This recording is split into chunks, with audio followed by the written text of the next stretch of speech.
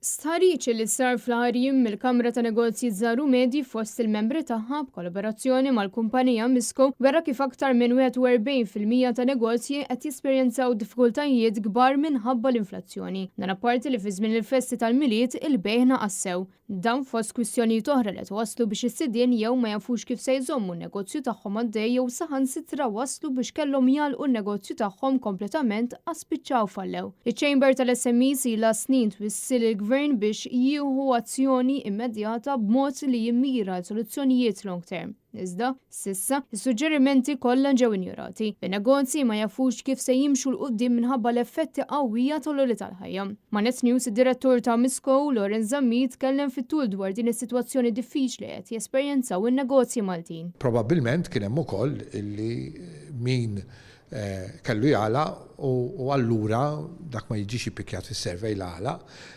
Allura però wieħed jista' jippreżumi li iva seta' wkoll kien hemm kumpaniji li jgħalqu, negozji li jgħalqu għax ma setgħux jifilħu għal challenges li kienu qed jiffaċċaw. Lorenz Zammit tkellem ukoll dwar l-effett xejn sabiħ li qed ikun hemm fuq l-ekonomija ta' pajjiżna.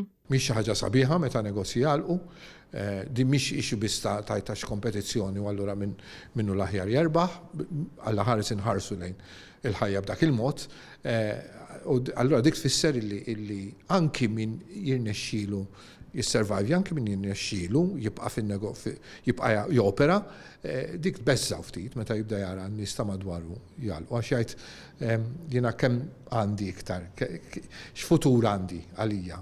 U da jidher illi ċar illi hemm daqsxejn ta' inċertezza illi importanti li tiġi indirizzata.